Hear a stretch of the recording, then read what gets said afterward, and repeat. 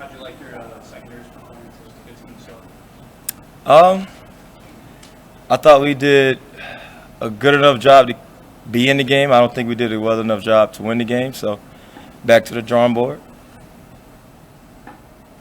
What kind of challenge are you expecting just with the amount of playmakers Colorado has? Yeah, it's a tremendous talent or challenge. They're one of the best teams in the country. It's not just one or two players. It's not just a tempo. Like they have really good players all over the field, and they're gonna challenge us. They're explosive. They take shots. Um, they have really good athletes, fast people. You know, it's gonna be a tremendous challenge and an opportunity for us. So it sounds like you weren't maybe surprised about what happened with Colorado against TCU. Yeah, I don't. It's hard to be surprised. I mean, all those guys do is win. They've always been successful. Like their coach is one of the greatest players of all time. Like he's an achiever. Like I don't understand the surprise, but for me, it's just all football, and they made more plays than the other guys. What's the key, just from a technique standpoint, in defending those deep balls that they're bouncing Anytime you have your back to the football as a DB, it's tough. Um, we just got to go and be ready for what we see on tape, and just try to play the ball and play his hands and get in good position and make plays when we need to. How hard is it for a guy like Travis Hunter to play all the snaps you get on both offense, defense at a high level like Yeah, I mean, it's obvious that he's a different human, right? He's a different kind of guy. Like he's like his coaches say, he's one of those guys. He's him. So uh, it's hard to play 50 snaps, 60 snaps. It's definitely hard to play 100. And you say 30? Man, that's a tough deal. So that was a good job by him and his coaches and his training staff and his athletic performance people. All of that. It's a good job by them. What did you like about your defensive backs in the first game? The same things I've liked since I got here. Like those guys want to win. They want to play hard. They want to be physical. We didn't have any MAs, any coverage busts, and I thought we tackled well when it was time for us to tackle. I thought we played well in a bunch of spots. Just unfortunately, we play a position where you can't have a bad play.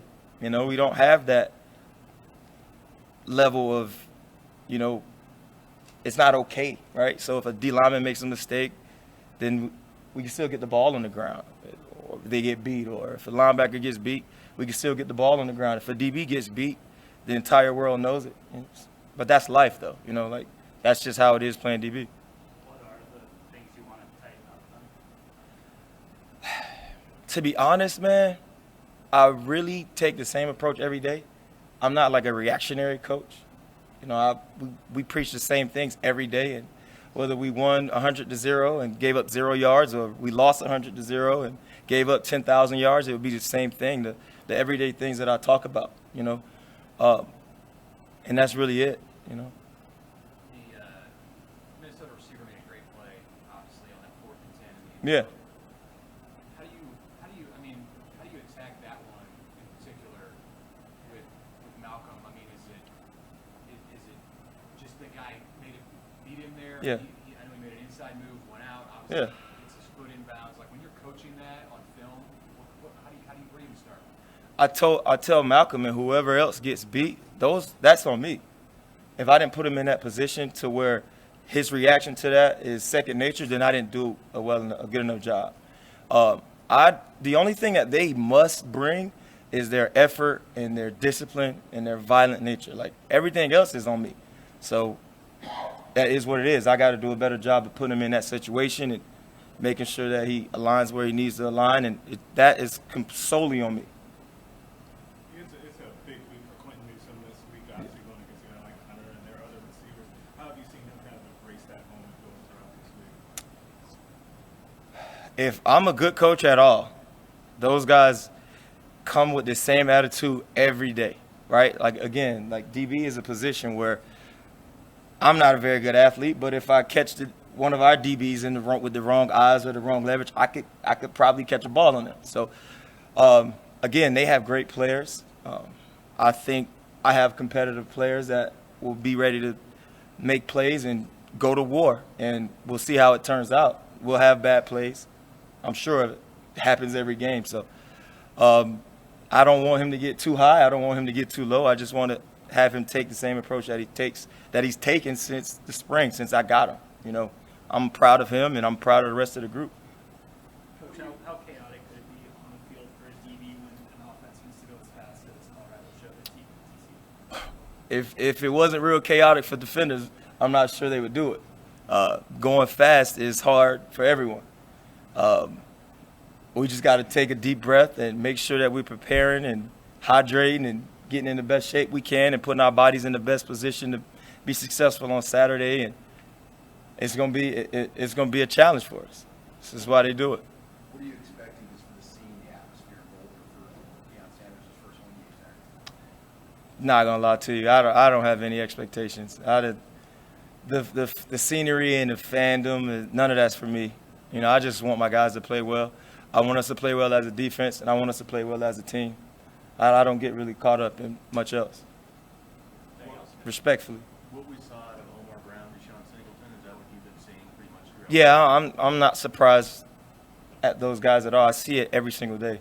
I wish you could be a fly on the wall in my meeting room with the level of like intent and detailed and like legitimate questions and recall and just preparation and just those guys are everything that I've ever wanted to coach. So I'm not surprised by any of that. I'm not surprised by Omar's success. Like I said, it happened with Giff around the spring game, the light hit, and it's been on. Now it's a floodlight. And same thing with Omar. Like I expect those guys to just keep getting better because they figured it out. They know what I want. They know what I expect. And now, as a standard setter, I feel like those guys are trying to go above the standard that I set. So eventually I have to raise it. We'll see what happens. So is that the next challenge then after this past game? You raise the standard? Yep. If you talk to me next week, I'll be trying to raise it again. And eventually you get to a point where we play lights out football and we help the team win. This situation and the altitude, the tempo that they like to play, and Yep. if they have the ball for a lot of plays, do you anticipate needing your depth even more than you did? Yeah. Well, every week I talk to the guys that are not starters about proving to me on Monday, Tuesday, Wednesday, Thursday, and Friday how much they want to be in. I talk to them about I don't really control the depth chart or how much they play. I think they do.